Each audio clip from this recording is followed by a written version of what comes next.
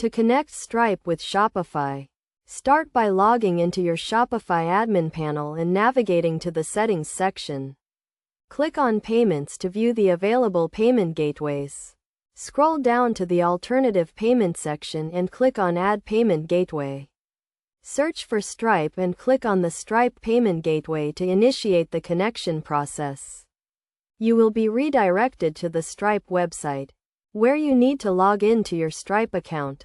If you do not have a Stripe account, create one by filling out the required information. After logging in to your Stripe account, you will be asked to authorize Shopify to connect with your Stripe account.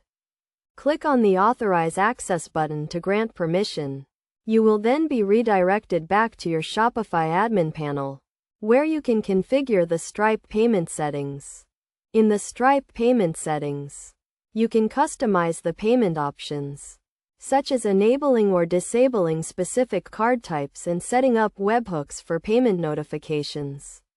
Make sure to click on the Save button to apply the changes. Once you have completed the setup, test the Stripe payment gateway by placing a test order on your Shopify store. This ensures that the payment gateway is working correctly and that you can receive payments from your customers.